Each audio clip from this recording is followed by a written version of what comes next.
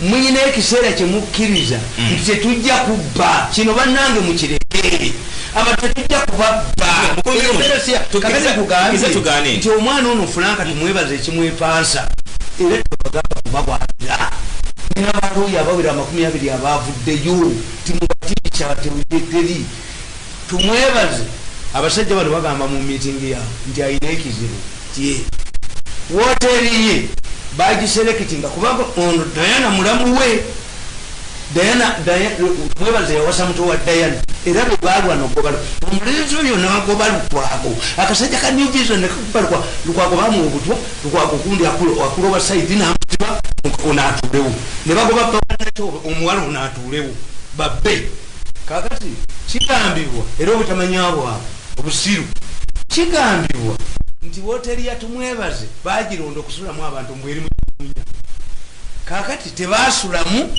tebanamu ne bagisasula 5 billion ezensimbi yes ne bagisasula 5 billion so the president found out information gebaga nti ejija kunze nti woteri yasasulwa naito omuvubuka oyo namugaa nti kumbeera eno bw'oba 5 billion gobye kuba minisita ngenda nakusiba kakati kwegende wa kanisa ne bamugamba nti gamba nti akola apology atukolera apology ndi musiru tosobola gokwetonda ekituufu nga programu ya kanisa ya Katonda ya muggulu ebere tuzimba tengera muggulu ne bagiteekako bali bamugamba nti gwe gamba ono atwetonde ngamba etondera nti no mukomero okwetonda kono obwetobaza kyamuyonsongezimu kamba buli olina okukiriza nti kino nakyo abantu bano kamba buli bajozi chobola bakajingo ne polwa ya president ne daffe katubeekolereko Museveni abasonyiwa buli we mulaba yatuwabidde okalabe bwe kadduka tuluja kufudde bakadde buyinza kufuluma tumwebaza tajja kutambula tibayinza kuyita mu kibuga bane babattiramu kakati gwe if you were thief nga gundi yange kankubulire nze nga ndi tumwebaze Katonda gwe yawa amagezi mu mutwe nga Diana mulamu wange woteri zange tezalifuyibulwadde nalifunye woteri etali suspectable netugamba nti eyo mwetukolera kubanga bwokola eyiyo alogatalina magezi hoteri eyo yenyini ogiwaayo nemutasula muntu wakiri increase the number nitoyinzaga nti hoteri yo yatwala 5 billion nga abantu abali mu isolation centers tebalya mmere. Look at these people. Abantu bonna president temukugunguka. President yataddewo internal audit eyo Diana kyatamanyi. Abasajja ne batambula mu Western Uganda, ne batambula mu Eastern Uganda, ne batambula mu Central. Bagenda babuuza abali mu isolation centers zino ne bye balya. Tiriyo chogama abatekewayo tebabo bakyakule if you don't make these isolation centers attractive nzitire wange lita maganduli wange ngukube bajja bakwira mu byalo. Isolation centers zali badde oli mugenyi wa government sirena kenonyeza kubanga president yabagamba nti mudire twaka drivers mubateke mu isolation center bano bayingalinga bamalaya kugendayo tukafune bayola abantu bangi bagateekebwa mu isolation center. President nayogera ne Mafuguli nayogera ne Uhuru Kenyatta nakizula nga kakit akatesting Tanzania kagula $3.3 Kenya kagula $3 bakamuguza nkaga mutano nga omuntu Uhuru yagamba president yamubuuza nti abantu aba abanje 10 boyina obaliso otya kuba mu wallet nange namba erinnya namuga cost kiji okozesa ku muntu agenda okukitegeera nga cost ya Uganda omuntu ali mu isolation center bimugenda koze byogera mbitabo zijjanja babana Kenya 50 Diana atudde mu ntebe mudate kako mukonja buli we mumulaba wonna we mulaba mukakadizo buli we mulaba Franka tumwebaze mumulinde kugenda wali mukubanduluyo bajja kuduka olonge ndulu yaki babye $5 agere mu court nkugambye even the fact that kankubuulira nali mu Bukatuliki nali mu radio ya Bukatuliki mu lupapula lw'Abakatuliki ne balanga kondom nga Kiriziya tekiriza kondom what I did kubanga nze nali nfunye bannaffe waliwo editors baali bafunye ekiranga ekyo naye bakitunda ewalala ne babalyako commission. I cannot use my printing okukuba ebyekibbi.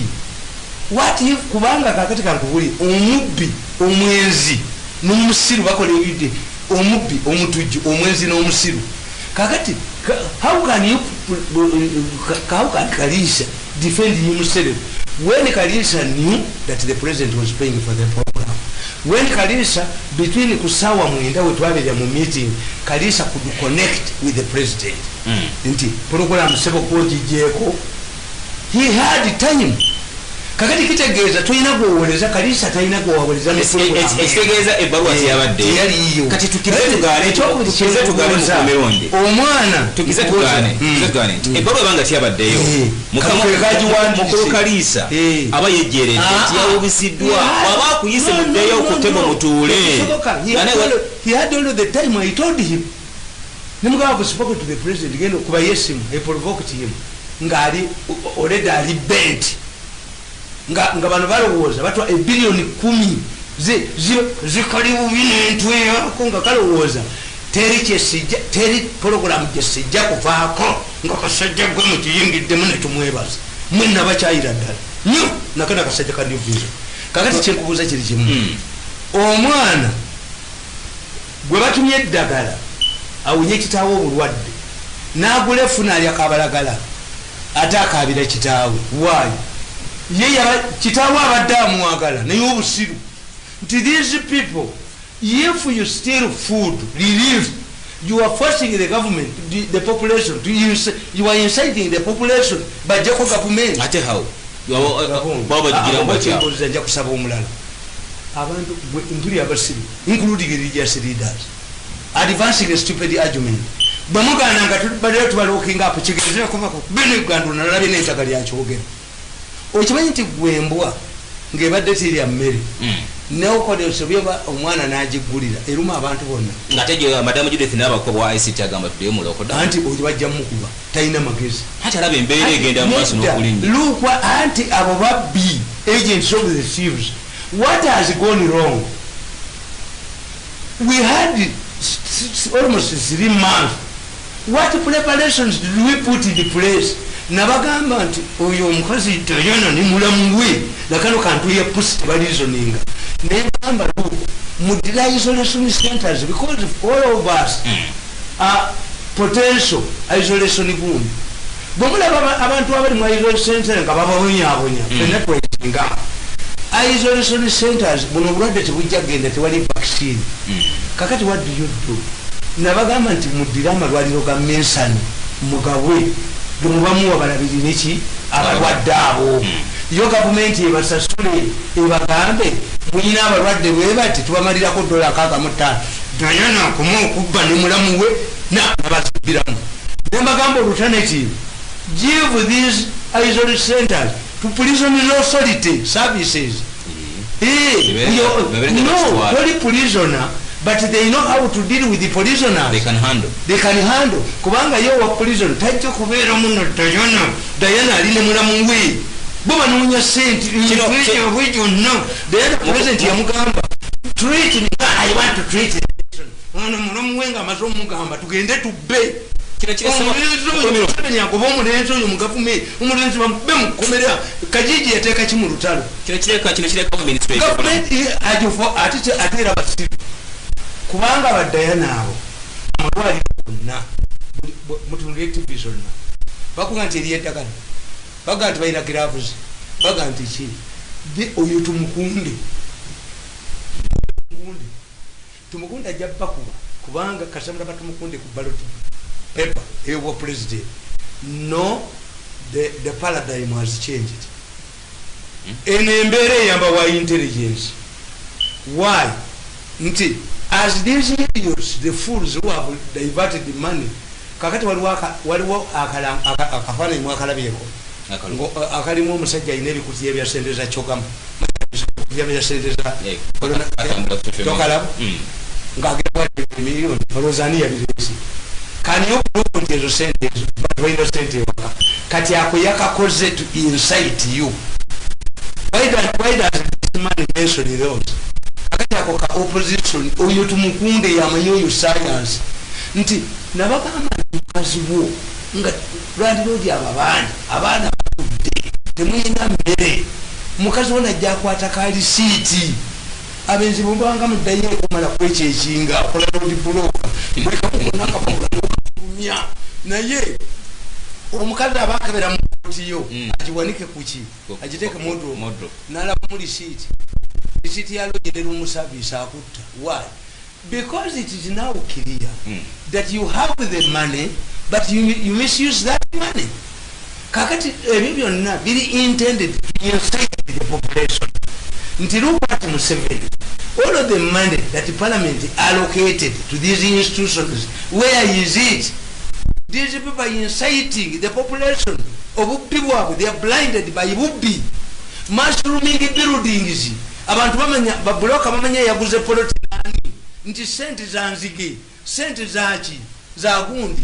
So kano kentu ye pusi mukifo kyokasi bamukomera kalisa kamubonereze n'abantu bayige eyo kajijire buddala kalisa mubwe tujja kusigala nga tuli bamukwata nayo keveewo ategeere nti buno bwabadde bumubbi yo TV abadde togyetaaga ngagwe no anti bwe sibonereza kalisa katika kanyonyole president ekyabadde ondoza yamunyonyodde era mbawulire muno nga bagamba nti oyo omusajja yagambye nti TV ya kalisa bali muzaako nga mulambu which is true. Okujjako nga bikadde obanga nfudde ne banteeka ku NBS kambe abaana bano bayige gye nagitwale wana bajja kuyiga teriddamu kukwatibwako pologulamu zange teziriddamu kukwatibwako kubanga muherepingiyo pologulamu bakusasudde seeri ufuniddemu ebirango toyina kyompa nerekereza sente za YouTube nange nasoma n'abaana bange basoma nzikulekedde but you don't appreciate my role nti role embeeza kuno mumumpa sente. That's why the president yagamba nti oyo emotoka za state house zonna zipakinge eyoyo mugimulekere ayina emirimu gyakola anybody yalitegedde nti amuhelping you. I'm the one who is listened to. I'm the one who does not incite. I even provide the solution. Kakati abantu bano abali mu bulumi bw'obajjako mirundi bategeera kasire gwanga yakafa kati mumanyi nti omusiru uno akalina obutongo kanjagala dde nono omukazi olaba omukazi oyina sente naye era tonyirira oyo ddala natanyirira era nga alimu sente empitino. The moment you deviate from respect nze nkuvuma kubanga mbagamba nti abantu bano tebategeera.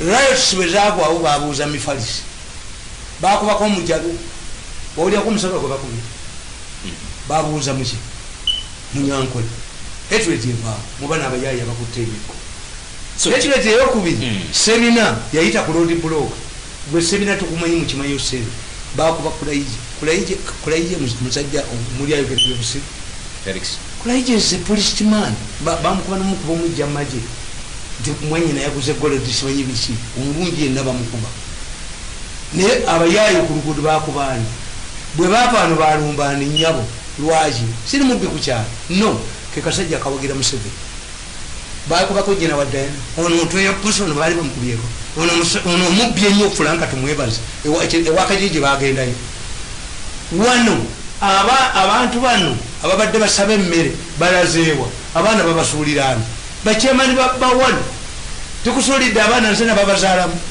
kikutegeeza ti these people gwe batwalanga representative wani wa Museveni kakati Museveni bwanakwata nkatagobye kubanga there are two issues Museveni kyalina okukola public relations tukkiriza Diana would apologize to the population if Diana was not arrogant.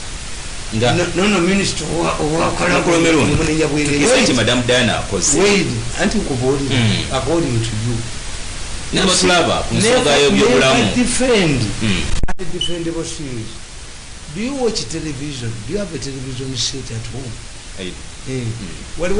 Amalwali ogonna kyoka mutumaze emyezi kati ngenda mu 3 if not yena president yalese firigundi what preparations did we make kuba it was clear e South Korea bwe bakkiriza service y'omukyaki half yali etuulamu abantu 6 kuulu bajja 15 half yagenda nako kuba kana akawuka teri akamanyi kayinza okuba kasigala mu ntebe. What methods did they do preparations ani yali akikoze kakati netugenda nti egundi South Korea yateekawo eyo charge abajamani olwaddayo okukola bafunanga 10 every day but this month eya local helps the country to put up structures nti instead of having a stampede emulago wa ekyatta abazungu bitanda 300 kujjako 2,000 kuba abazungu ebitanda baali babivaako ddayo avuyo walo doctor panado bakuwa panado normal ebbanga pain killer but they had an influx nga bwolaba banka nti abantu bonna bagenze bajjayo sente zaabwe omulundi mwegwa. This is what happened in Europe. Museveni lukuti fa natuba nti abantu ekisaawe kale ekikkiriza abantu bakomewo naye buli omu gwe mukeberanga akalina agende mu hotels nawa baalya miliyoni ebyebi ne babata ne bayingira even ministers even powerful ministers ne bakayingiza mu magaga.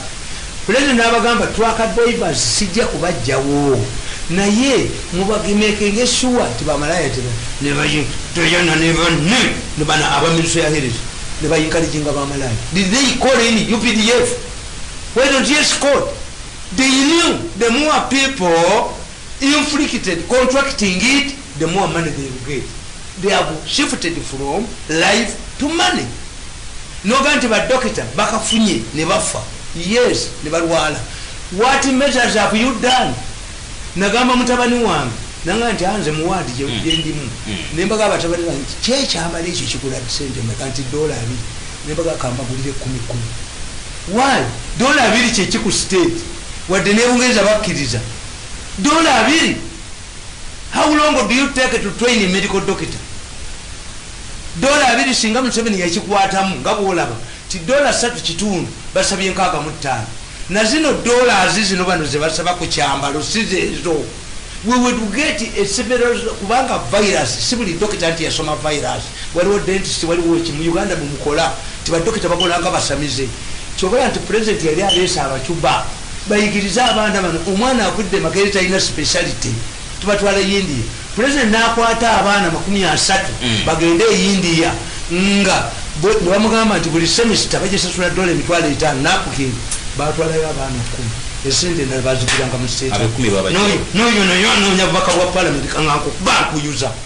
So these people muleke kubeera sympathetic nabo kati bwe bavuddawo mubagenda Nambole ziri square miles ezi bagala kuba Nambole ebitanda byamaze dogera anti nkubulire wani kati muyina ekisaawe kimu kyekisigaddewo emipiira gizeewo bagala balowooza nti hamu talina sente ze all the attention should go to Nakivubu bakidde balina basi zakima kye Nambole badde makino bakikola mutima mu mirundi okukakanya ku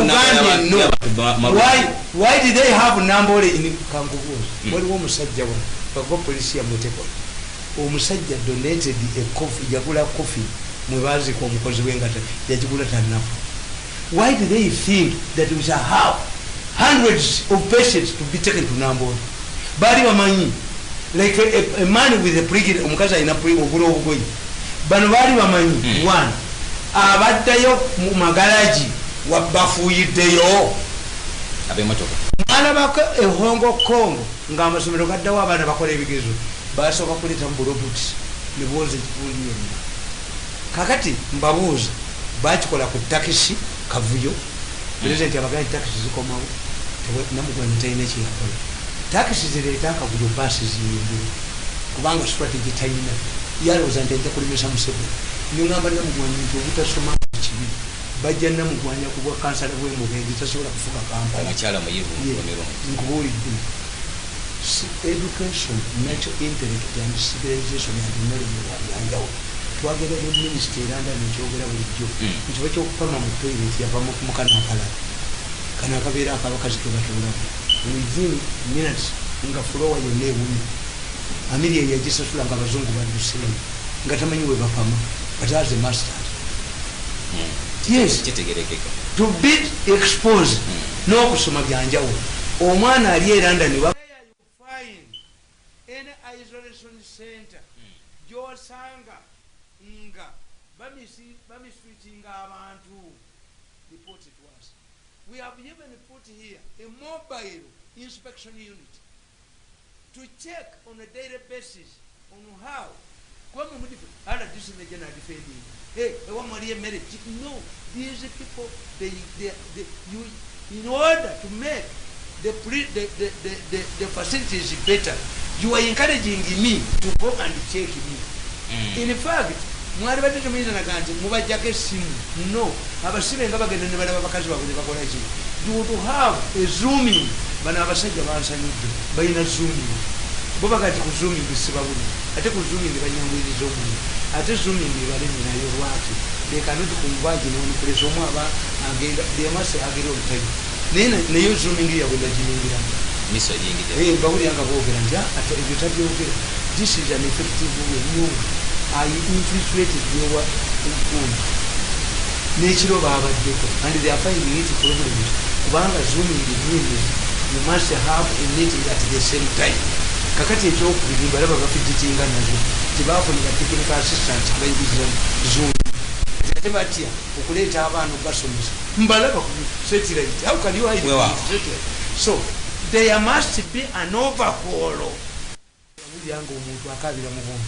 Police bwe yajja omununula ate omuwala yakuba poliisi ebikungu kati abasoma psychology ne bagamba how do you fight rescue ne bagamba nti nedda omuntu bwabeera mu captivity oba mu violence atunuulira ono amuvioletinga nti amuyambye obutamutta therefore amufunako sympathy. That's women abasajja be bakuba tebabavaako why omukazi alowooza nti atakuba takuwagala abange nga tebagenda singolaki balemera abange expression of love atakububira takukuba atakola ki ekyokubiri kinasoma nti omuntu ali mu mbeera embi amanyira embeera ennungi lungimu mukimanyi nti eruzira eriyo omuntu gwe basumulula mu kkomera nabba essimu mu kkooti bamuzeeyo nga life is better mu prison. This is why northerners found it easy in the 60s to join the army. Army life was not far away from their ordinary lives. They had the order. Abantu ba northern Uganda balira mu sefuliye mu sowani mu white poison. Oba wabutaddemu abakazi balina ebbuba omulugwala akutta tayenda akwata omukazi atambuza enjeyo gwe notula akatebeko nolinde ekyokulya oyende bwoba yagala okufa ng'omukazi yakusse ku bwenzi wasa omulugwala ennyumba yagizimba bonga bali kumalwa yasasula rent yatunda kasooli omugatteko omulala omugatteko omulala gwoloza singa bajjeno mukasooli ne batambula bali ne batenda. So therefore kakati if we want to improve one, what are the catchment areas of contracting this disease? Catchment areas president said disperse. Kakati netuva mu disperse netukomawo. Did we prepare nti nga kati bolaba nti amaduuka bagakkiriza edduuka waleka omunyolo kwebuli walekamu obulwadde bwo era okuddewo mwebuli eyo yonna tebatunulayo ababbi batula ku kintu kimu.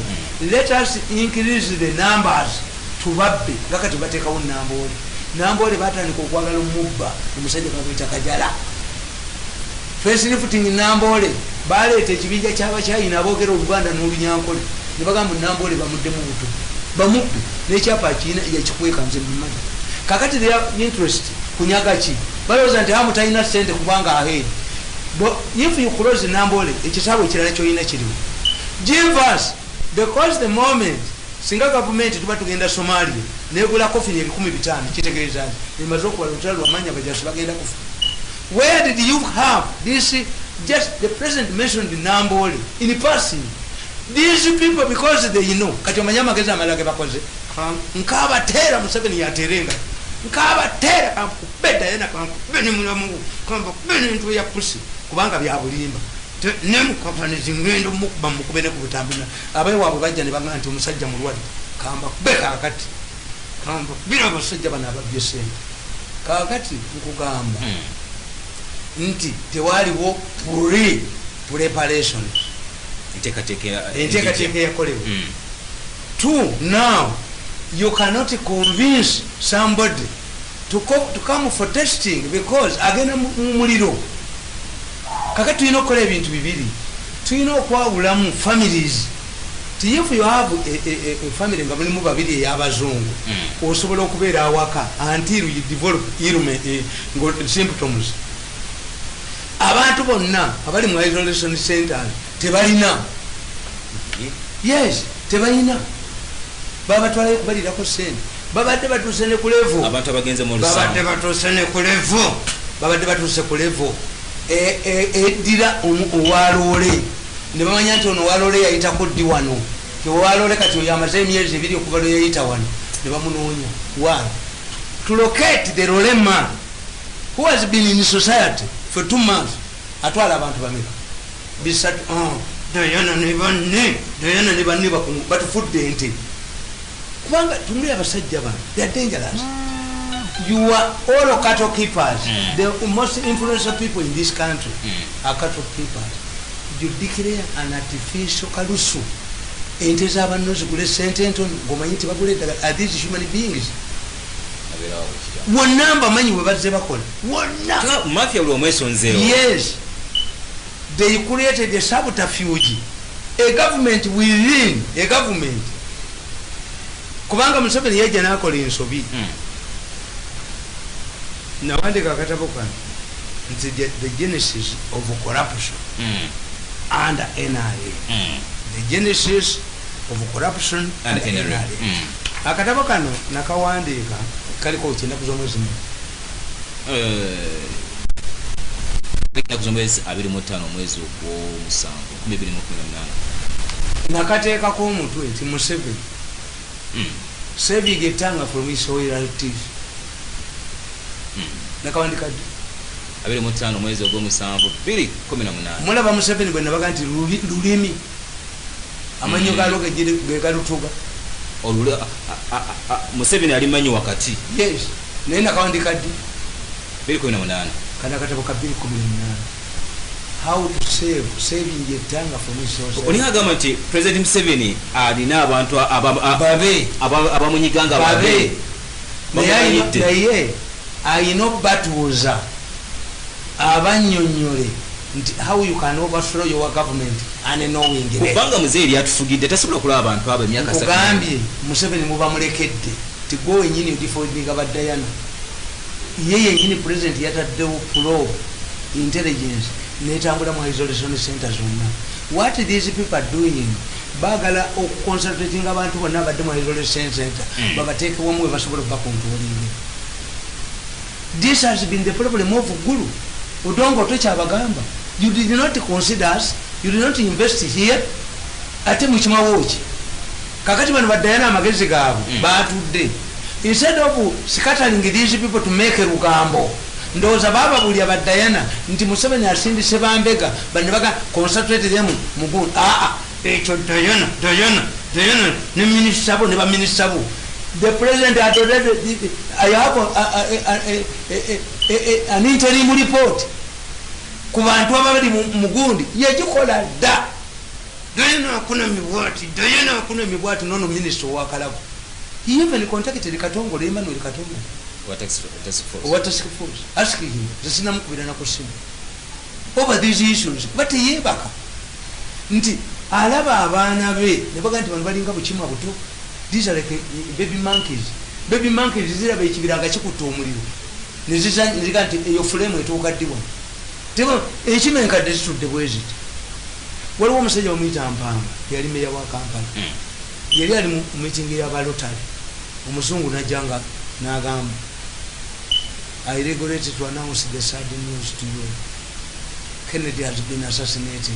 Olwamala okwogera Mpanga yakuba bonga bonna ne bamutunja bwera kuba Mpanga yakimanyi Lungereza ne bamuga nti ate bakuba ye yali amanyi nti buli lwakuba mu ngalo Mpanga akoze eki nti omuzungu buli lwamala okwogera mukuba mu ngalo in this time the man was announcing the assassination of Kennedy and mpanga kirako nga kiringa ekitegeeza nti asanyuse yali tategedde kyogeddwa era bakimunyonyola nawulira ku nnaku kakati these people bakola ebintu ne batamanya nti ne woteri zemuzimbye bajja kuzookya nono alaga ebifaananyi bya ssente n'akulaga nti ssente mu kifo ziwa abantu zizino mane oyo naye bw'aba ayagala kwesimbawo twandamanyi gavumenti naye agenda kwokerwamu.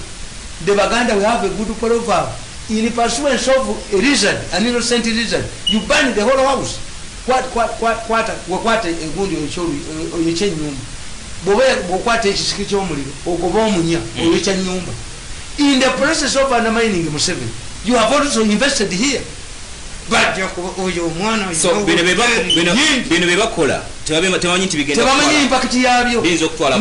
can arrogantly sit down mukahanizi Dr. Diana Franka tumwebaze and mwenda and we go to NBS netugamba Kalisa call that man, intimidate him, 10 million. Are you caught to declare 10 million? You are stupid, you are idiots.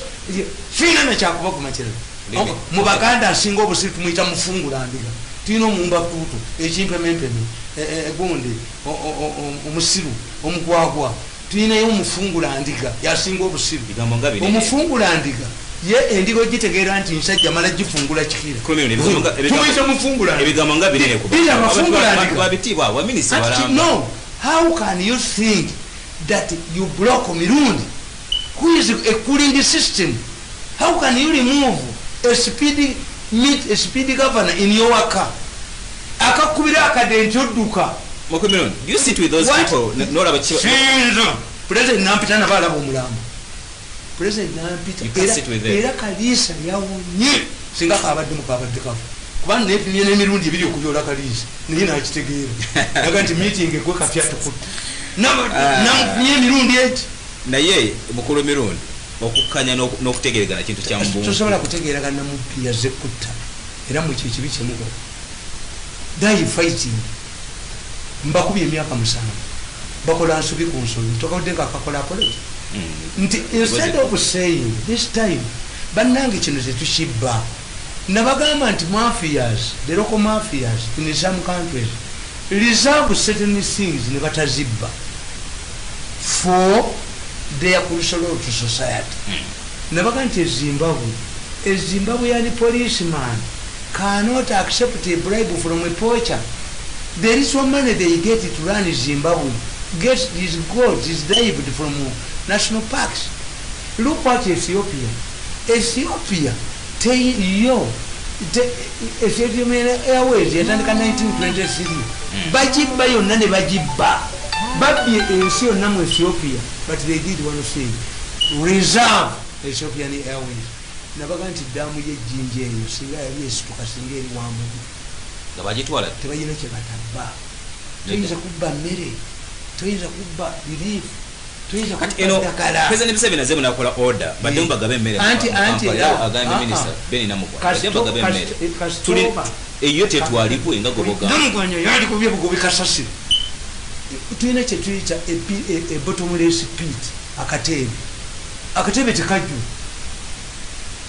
The president would overhaul Kampala libomvu Namugwanyo leave the structure atinga gwasindisa demu akola omulimu okwasooka yagukola bulungi ate singa yakukola bulungi bafunye.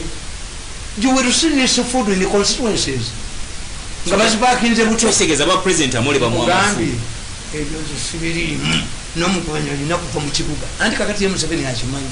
Museveni tafaanana ngaffe kati ye Museveni akimanyi ti if you remove Namugwanyo Museveni nabana basajja boogera bakuga nti Museveni akuwa chances nga nnya ku yokutaano nakkiriza nti nedda toli musiru. Museveni amanyi nti singa odya Namugwanyo n'omugobera mu kavuyo kano political future yogidde ate nga mirundi amaze okukubulira nti Namugwanyo is an amateur in politics tamanyi.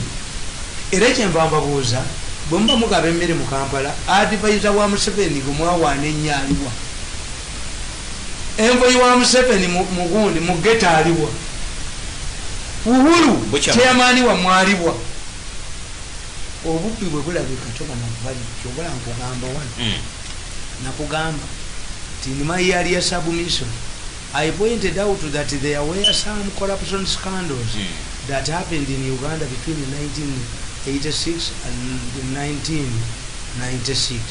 However, all of these scandals were not highlighted. Ugandans were still recovering from the brutal experience of both Obote and Lutwa regimes. Ugandans were like somebody who has just been released from jail and ready to tolerate some level of harassment from his wife. This is the reason why, at that time, slogans like Tweba Kakutulo, which means at least we can enjoy conjugal rights with our wives in peace, became popular. Okweba Kutulo means sleeping. Wairo Okweba Kakutulo means sleeping on top of somebody. Obuganda bwakugandi embolera yebase embolera yebase Kasubi Tazino Obuganda bwakugamba tyafuluuta byanjawulo kukweba kakona kakati Obuganda bwakugamba nti saakombe ku ntoke yatulo n'okukomba ku tulo byanjawulo ate Omuganda bwakugamba titweba kakku ku segeza bali tebeba ali ku tulo kunyama ekyo mukibazo nti abantu balowooza nti Abaganda tebabula bigambo ebyo kati nkugamba nti Museveni bwe yajja obubbi bwaliwo mu 86 naye tebwali highlighted bwaliwo obubbi bwatandikirawo naye ng'abantu biri tebiba ekya gavumenti ekibaluma ababadde basula mu churches tebakolereza kabiri kati kaaka baana be babatawaanya ate abaana bakutawaanya nnyo bawempeke babaweja kadebeba kati nkugamba during this period they deal to procure Tata vehicles Santana cars for government was going on Tata deal yesooka okubirwamu sente eyajiba yagana bulesi ibiri mbuli ambassador wa Spain natuleta Santana Miranda Ovegero through a patriated deal Uganda's coffee was sold to Spain in exchange to Santana cars, which were an old version of the British Land Rovers. More so, most of the fighters in the guerrilla war were peasants who had never had the privilege to enjoy luxuries in life. Above the world, abasinga obungi in life tebagimanyi era abasooka okubba baali ba Western. People had just doing indeed aba Western abaali basomye baali bayingidde batandikirawo okukwata mu nyumba ng'ebbeeri n'abasuubuzi abaali otali these ordinary fighters nga bati bamanyi nti n'ennyumba ogiwamba tobola akasiri yawamba yemuti banne bonna balina bo bawamba poloti bati wamba buwani thirdly the revolutionary spirit was still strong with the people still criticizing the lavish style of leaders of the old king. Museveni even bought a bed from an ordinary carpenter in Wandegere. Interestingly, has never went back to buy another bed in 32 years. Soda, beers, roasted chicken at NRM functions and the parties were considered a luxury. Even NRM women avoided palming their hair, claiming that this too was a luxury. Nga bwoba okola kati NRM tekuba muntu abakazi b'NRM nga tebafaamu ng'alibiri. Museveni yagamba nti nsanze ekitanda okero kye yagula naye ng'okigulira shampu akinaaza agula $2,200 sikisobola mu kifuba yali azeyegulayo akatanda k'abaana yafuuka president. When you become a president you cease to do whatever you want. Is now property of government. Bw'ogwa n'omenyeka. One man, Habyarimana, died in a plane. 1 million Tutsis died.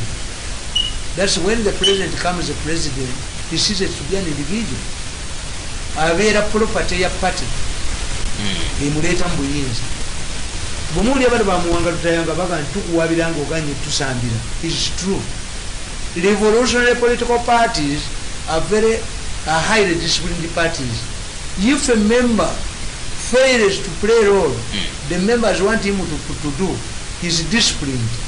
Museveni cannot say, "Tisija question baunga bande bamulonzi." In revolutionary political parties, you can be charged with treason. Kakati, okiraba.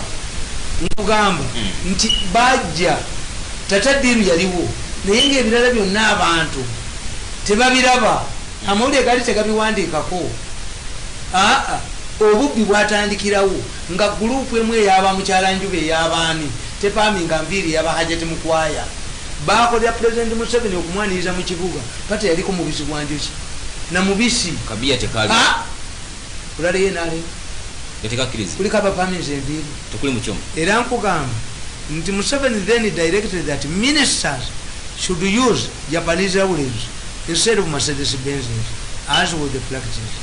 Gordon Wava Monosphere Motors business was at risk of closure. Museveni's every decision was admired, and it was during this time when he used to travel with a blackboard to educate the peasants. Lawrence Mazirabako yasinga okuwangala naye ebbanga eddene yali Kawanga baagula emmotoka zimu e Japan Lawrence era bwogenda Ethiopia Mangisu mwayambalanga uniform emu mwenna mu gavumenti engatto zifaanagana nga n'obumotoka obwo baba buyita ladda baba buyitani bwerasha babukolera lasha balina factory Ethiopia kati wano we bava kasaba apa ku stage eno ababbi tumwebaze nemusajja mukulu bebaleeta obubbi dati lava abantu bakyagirira mu gavumenti eyo bano ne bawamba ensi kubanga bw'osomya akatabo ako kasajja kana aka new vision kadde ewa pike nga esokisi njulifu bw'osomya akatabo ako kyaga nti abantu balina much love okukkiriza mu kibiina kya NRM. The president introduced barter trade and a full minister Honorable Higenyi was appointed in that portfolio. The move was to avoid the use of the dollars. The only item he could not sell through barter trade was land. Within a very short time, many agreements under barter trade arrangement were signed. The Yugoslavs agreed to construct the Fort Portal Highway in exchange for Uganda's soya bean. Uganda also signed an oil supply deal with Libya in exchange for homegrown pineapples. Under the same arrangement, Tanzania agreed to provide electric transformers in exchange for Uganda's coffee. All of these remained on paper. The Yugoslavs took advantage of the gold deposits and constructed part of the road. Once the construction crossed the gold-rich areas, they abandoned the project, citing problems at home.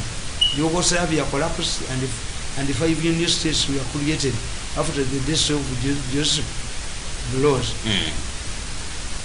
Gundi, anti abamo abantu ayipingira tebabimanyi. Ono yali pulezidenti wa Yugoslavia yali wanane alayirimu obulungi amanyirwa nga Tito. Tito ate mwana wange natumuyenye Yugoslavia. Tito afaanana ne Museveni. Tito was not a Sam.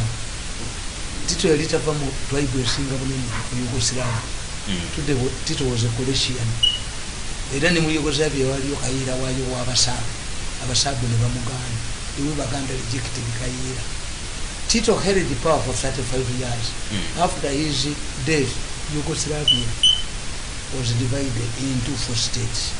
Bano bebakola bano ne babba ne bakola ki nozimba ennyumba nozimba mu banako ennyumba muzimbe emuyengo abantu babasekerera puloti bamanye yagiguze bamanye asomba omusenyi abantu bakabanja lozimba nyumba bajja baleeta emisinde uyu mwana bwoteri bwe bajja bwa Uganda hotels uyu mwana obujozi bwobu bwalina ne mulamu we Diana bwoteri bwe bajja bwa Uganda hotels. If Museveni cannot handle these fellows to the extent that the president was preparing to watch these mafias, knew that the president gets information never to nekasigalawo mubakubira enduudu mukafanizi wuyo akati ngatwala kanti tugenda mu nsonga za kulonda akatabo kano okalaba State House case nakugamba State House case nti kikolimo kya mu State House omwo mulimu ekikolimo omukulembeze wa Uganda yenna bw'abanga anoonya ensonga aginoonyeza bbali lwaki abaginoonyeza bbali anti ekikolimo ekiri mu State House nti obete buli omu yenna obote wano yalowooza era wano nakubuuza tiwati kandisave Museveni kandi onakawandiika ekiyinza okutaasa Museveni ddala nga tugenda mu kalulu kano nga ndaba ate ako nakawandiika dda Museveni is biggest challenge nekiwandiika dda kakatabo ka kampeni nakawandiika dda naye njagala nkugambe nti kubanga kakalulu nkugamba ku Bobi Wine nti is Bobi Wine Museveni is problem nga abamutabanya bali mu State House muntu eyapusa omulabe wa Bobi Wine are these people who are stealing relief are sent by Bobi Wine? These are his people. So sigeza Bobi Wine simbize mbozo bya president byalina nakugamba the impact of Bobi Wine in the year 2012 I authored a book, The Invisible Hand. At that time very few people took an interest in it. However much like the animal farm, which printers ignored and rejected because they could not comprehend its hidden meaning. The Invisible Hand has become one of my best sellers and has been reprinted more than 10 times. In my submission, I started by addressing one important matter, which was at that time giving NRM leaders and supporters sleepless nights. NRM was constantly losing by-elections. In fact, many potential candidates who desired to carry the NRM flag opted to run as independents. Baatukuba mu by-elections nga Museveni tamanyi kimukuba nga kiri mu nju ye nga bamukuba bali mu nju ye bamukubiranga ku security edit nga bamubba. Yes. Kati Bukenya atuma abantu nange nsobola okukola nange no Bukenya went to Luweero to celebrate Museveni's defeat by Nabukenya.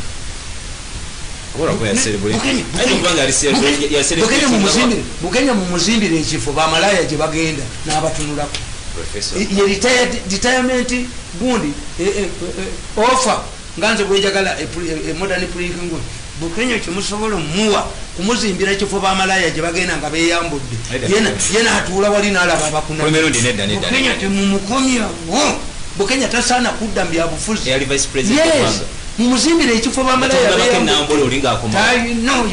gasiya abamenyera bwereere excessive baggage wano nkubulya bwe bakubanga Museveni naye kyembadde njagala okubuuza nti nakiwandiika nti is Bobi Wine Museveni is problem.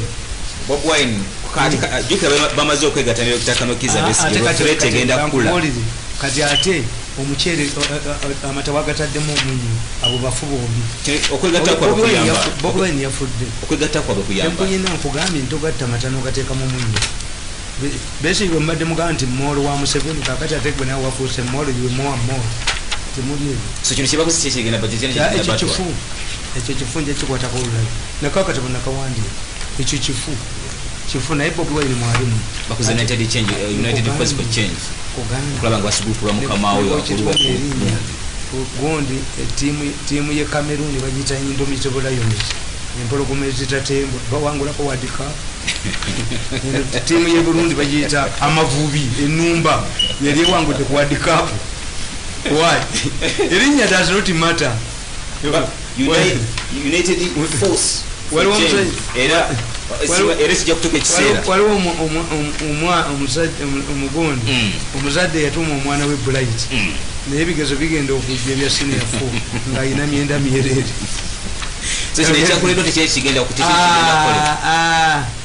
no lwaki ebintu byetera mu ngeri era nkubuulira nkankubuulira kiri kye nabadde nsoose okwogera kubanga tujja kubeera wano fenna naye wano nkugamba olaba wano wenakugamba nti kana akatabo again at crossroad anti kati bagamba mbu president yakola library y'obutabo buno baali bamugamba tebuliyo naabo batuma tala mirundi atutta nze nabeetegekera naye Museveni bwatanasiba mutabani wa Kajiji kumugoba mu gavumenti bamukomera n'omuteeka kabangali nga bwe yasuubizizza abantu ne balabako mutabani wa Kajiji ku njegere tajja kutereeza ggwanga waliwo ekiseera when you should borrow your friend's head aje oli mutabani wa Kajiji amukube kabangali ng'ali bwati ne Diana nga muli ku mugongo olaba ababbi bwe badduka Diana nga naye andikanga baddeko kamunye nakano kantu yapuze nga kayine ne mukakandizi mukatanda k'abalwadde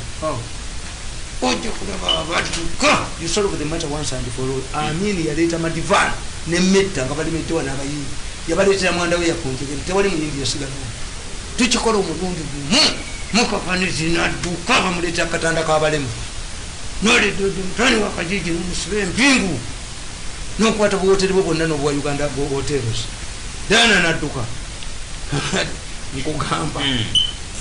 nkugamba nti kino kyaliwo oloka yakireeta Professor Loka nga tukyusa ntamulimisi kati gwe gwalimu akasi kugamba oloka says that is impossible to defeat an incumbent in an election kati oloka n'agamba the historical record has demonstrated that the longer a president stays in the office the harder it is to remove him or her to remove her in a democratic fashion. He explains. This goes to augment my argument that political power is about to influence and advantage. It is up to the opposition to take advantage of the weaknesses in the government. In the case of Uganda, the opposition has failed to study the weaknesses of the presidency and the thinking of the population. They have failed to offer the people a better alternative than what they have. However, there are two ways an incumbent can lose the power to the opposition in a democratic fashion. The government can fail to win an election in the circumstances where it introduces unpopular policies without regard to people's feelings. If all opposition parties pool their efforts to reasonably criticize unpopular government policies and didn't simply attack Museveni, the person, people would certainly offer them a chance to demonstrate their ideas through an election. However, if the reverse is the case, the opposition could as well rest assured of never winning any popular adultery suffrage elections. This is more pronounced where different opposition parties opt to campaign differently in spite of and split up their votes. A case in point is Kenya. The opposition failed to win power twice because they split their votes. President Moi returned to power with a few more votes than those of the immediate runner. If the opposition in such a situation had pulled together, maybe Moi could have retired much earlier than he did. So when the Kenyan political parties realized that their oversight and began to talk issues other than attacking the personality of Moi, they found themselves propagating similar ideas that compared a coalition under NAC. The NAC coalition is defeated Moi's successor Uhuru Kenyatta, despite the enormous government machinery and resources at his disposal. Like our opposition politicians and academicians, Moi's rivals were clamoring for term limits as the only way of defeating him. Ngabana kati bano bo balemedde okuleta ensonga ba President Museveni. Nalabye gundi mukodomi wange ono gundi mukwano gwange gundi ono basalirwa bakutuma ogula ennyama n'olira abasiraamu mbizi kati kuti kyakubuuza basalirwa participated in an election which was later nullified by both courts. Kyeyagenda mu kyali is it the same basalirwako can tell us that if we do kubanga mukyemutannamu abasajja bano ababbi bakolagana ne opposition ne babesigye ne babubiwe ababbi batunula ne babala nti singa Museveni ateekawo akalulu mu ssaawa zino tunabbiramu no campaigning, there is no nalweyisa okutambuza abantu mu bubbaasi bwe tewali betugenda kutwala wa Museveni bagula what do we do ne bagamba mukube ne baleetagana agasajja genavuma nembaga nti wadde muli mbaka wa palamenti nga mukikira Uganda Katonda teyabawa mutwe mulala obusiru bwammwe bwava nabwe Kampala ne mugenda nabwe Dar es Salaam okitegeera kakati bano ba Bobi Wine babesije bamukisa muntu because they work closely with the mafias in the government nabo tebakola agitation badda mu kulowooza nti wagenda kuba kulonda ate oba bano boogedde abali kulozi ne Museveni kozi boogera n'abamafi so mukulumeni akabi kono kagenda kubaayo anti twajja wano ko kali mateeka mulenzi gwe twajja wano nenkubuulira nenkugamba nti kani Museveni butale akabwa pulezidenti abwe sipiika because the mafias banabuuza wabuza omuntu tebababuulira legal what is the legal position if the president fails to organize presidential elections he hands over power to the speaker kani Museveni hand over power to the speaker bwe namala okyogera no bamafia bamuli ku lusegere ne batandika okuteeka sente mu parliament bajjako speaker bajjako kadaga bateekeko owaabo if Museveni hands over power Museveni musajja risk take ayinza okubanga alina diiru ne kadaga era ne badduka bano bantu yapusi buno akasajja kasinkana kadaga akasajja kantu yapusi kasinkana kadaga nga kaagala bamuwe sente aleete ekiteeso ekiremesa leya kuba mukaganizi muleya mwali mukaganizi ntimwebaze batwala sente za leya mu dollars mu February mbakube mukaganizi abantu betemujja Beri Kavuya, don't ring me again. Chichoncho, don't ring me again. Leave me to finish this battle. Bamba demba kwatiri kati kamba. Kamba terenka, Museveni yaterenka. Kakati okitegedde. Nti bano babesije. Tebalowooza konti akaluka ajja kubeerayo. Babakwata jana era bali kudola bala government bagamba nti kana kuti kasobola kubaayo natanga kagenda kuita ku. Ate no kankubuulira. Okuba campaign. Museveni yabakubira eddaga. Etteeka luli lyali ligamba nti okulonda kwa president kulina okumala ennaku 9 nga bakuba campaign ekyo bakyamendeka ne bakijjamu. It is up to the electoral commission to declare how many days you can campaign. Electoral commission nobaawo wiiki 2 nemwembeebu mwabayina TV. This is the time to get money. Yeah, because people can campaign on your TV. So kubanga twagala reality media. Yes. Nechi ekigendo okuliba kiri mateeka. Anti kiriwa emali gulira. Abagenda okukibera mu gulira. Era singandi minister wa information. No yisiza kukolera government ya Museveni. Ekyo Museveni yampa kyenina. Ban nzito omuntu. The minister of information, instead of concentrating as salivas on an impossibility, we can push it to local down. Gendo take ya bana mu gwenaba ko bateka yo bana bo. Toza yo bantu boche ekibuga kati nawe nodduka. Stop talking that rubbish. Anybody go to ndabye ne ntakali. Stop talking that rubbish. You cannot intimidate people. Nti obazayo wa. Bazayo mulabe. Museveni yabazayo lulinga abagambi nti muyina amata, muyina emmere, muyina ki. Okyabalimba ogwokubiri. Do you know that it is easier to convince a younger girl to get married than a divorcee? Ugandans have seen that what you told them to have, instead of wasting the saliva, what is an agent. But now Uganda banange gendo byogere mu baana bo. A sensible minister of information at this time. Minister of information Minister of information you still have Uganda Airlines mujichata lingi.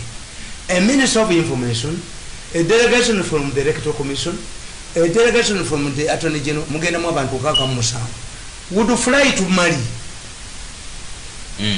No position in Gabasatu. Mali organized an election during COVID-19. South Korea organized because I think our constitution cannot be amended because of this. You are kubanga temukiririza. I see lawyers who don't bagenda kudukira kutumboga za mati. Anti basiru abo bakadukira imabeka mawo yakubise gonna na baba gwagwa bonna. Mutawe mu dip. Anti enkubulira. Museveni created a situation to guarantee this. Will Museveni not observe yet abere ku TV? Kino kiyamba bali ali organized enkube yamba muntu yetegese ali organized yakabaledda kakati omusajja mukasa ali wano mu Lubaga South oyo omusajja okuva lwe yajja ye talabibwa naye abateredde gundi bwe yajja COVID yagula tanks naseka mu strategic tent n'abatera mu sanitizers n'atambula obutambuza yasooka okugula gundi ezo gundi n'azibawo masks ye ne gavumenti be baguze naye mwe abatalowoozaako from 1986 to 95 ebibiina tubadde ng'abakuba campaign tuli ku platform emu. What's the difference here? At one time court ruled that Besigye should be nominated as a presidential candidate in prison. If Besigye was assured of winning at that time in prison, what's the difference now? Chiriwo. Yes, because we cannot amend the constitution. That article of the constitution is not amendable. Even MPs wulira tebakulimbanga mubeere ngenda bakolera seminar nja kusaba president say tiba moderators bano betaaga okuwawulwa kuba mutuwenyaabo. Even parliament can only extend its term only when there is an emergency. Kuba parliament ya Uganda tevaawo. The parliament of Uganda hands over to a new parliament. This is why when you have primaries ate osanga ONRM yagudde mu kalulu ng'akyatukiikirira ki tebaayagalawo okubeerawo vacuum. This is why Kataga yagamba parliament sijja jijjawo mujja kwekwasa nti mwabbanga ssente ezo kuba parliament yaliyo naye naakwatibwe. This is what they don't know. Museveni bakuliatingira ekintu kye bataategeera. The Katongole committee's money is not audited by government because it did not originate from government, parliament. Kada zino Diana zazonyiramu ne mulamu we originated from parliament. They will be held responsible. Mpozi mugobe n'auditor general mugobe nani naye wanudde ku hoteli kujja kutundibwa. Kati nze naye ekintu kimu. Batumaliriza. And I'm going to say it because it is connected with the death. Kasire kwanga bukedde amukola mu ssente. Mwakubye emizinga ne mugoba obusolo. Naye Kasire kwanga mwamuziise mu nsiko. Era sijja kwewuunya nga bagamba nti amagunju gaggyeyo omulambo gwa Kasirye. Lwaki? Bamuziise mu nsiko. There is no house, there is nothing. I hear the president yali abagambye bano aba housing unit ya military bagende bazimbewo ennyumba at least Kasirye adireyinge okuziikako. Announce him, delay the burial, okutuusa nga tuzimbyeyo ennyumba. Balina Kasirye abadde nga Kasirye tabadde mugagga naye abadde ayagaliza abantu. Ekyokubiri omuganda alina okubeera arrogant. A sensible Muganda must be arrogant. Omuganda must be an arrogant man. Muve mu bana abaganda ababasaba. Muganda must be an arrogant man. Yes. Kuvadde twali bantu basembeza babantu. Bakugamba being receptive does not mean omuntu ng'olina okumuwuliriza kyayogera. Ogenda olebeeta abantu. Kamba buli ebintu bibiri. Buli osanga boogera akambe mukazi n'omusajja babasaba laavu. Laavu tesaba ku muzindaalo. Ekyokubiri omuntu yenna yagenza okusaba akunaaniriza. Kyobulaba entebe y'omugagga esiibuka eno wasemba. Awuliriza musaba. Kubanga Katonda yatutonda nga tulina dignity. Mwe Abaganda abaleero mwe baleebeezi kyobulaba bajooga. Muganda must be arrogant. Tagenda ng'amanza Kasirye tabadde mugagga. Era Kasirye basalidde amagezi n'abaga banziikanga mu nsiko. President yena akitegeera nga Mukabeeni bwe yalamba tibanziikanga wali nga yategedde nti mutabani we bwakiri atunde byonna naye awo talitundawo. What the president did not oversee nti ennyumba ya Beeni yalibadde gazetted as a gund, an antiquity. The house of our first prime minister nalaba Kiwanda nga atwalayo omutwe ayagala kulya ssente. You would have preserved this house long ago by gazetting it. So Kasirye abadde talina ssente. Kasirye mumukolere ekintu kimu mugende muzimbeyo ennyumba muteekeyo egundi eperimeter wall nga nsaanikire seyineseyi nga musobola okukolerayo emikono. Kasirye mumuteerewo edifunction muzinga kize ki abaana be bana abato. Nze I have examples. Zimula Mugwanya yali mukwano gwa president nga tulowooza nti mugagga. Mukazi we n'adduka n'agenda ebweru. Zimula n'awasa omukazi omuteeya mulabirira. Empita yakoma. Abaana abato abazze mu Mugwanya balya kasasi. The president is aware, family is aware. Naye Amelia kyakkomerera abantu.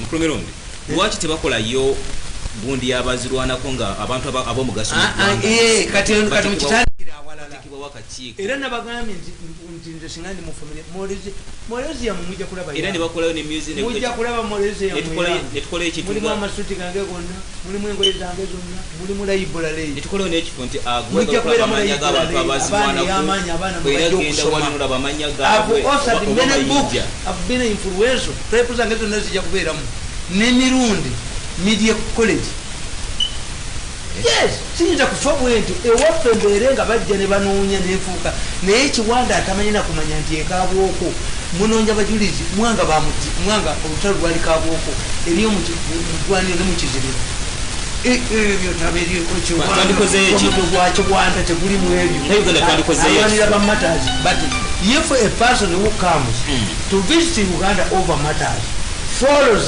mwanga from the religious wars mwanga yaddukira wabuddu the decisive battle amajja agakuba mwanga gaali commanded by Sapolo Kabwa abakatuliki n'abakulisaayo bonna baleeta amajje olutalo decisive battle yali luddawa yali kabwoko wali ng'ogenda okuyingira kalisi yewali mu kizibira kale mwanga ate ayina telefoni namba olutalo yali aluzuumirira mu lubiri lw'emiziiro kiwanda ayenjerera mumba mumataze na mugongo kakati kasirye mbagamba nti kasirye Gwanda president yabagamba ennyumba toko tu yekungu abaana ababanja kasirye ekibanja kya kasirye Gwanda kasirye Gwanda yasasula namwandu abaana teyabawasema azi family za kibali naye kyembabuuza nti olowooza eyo munkene yiikegula mmeka ekibanja sitta kubanga kakati abakyala abo abaana abo bajja ewange ku makya ne balemerewa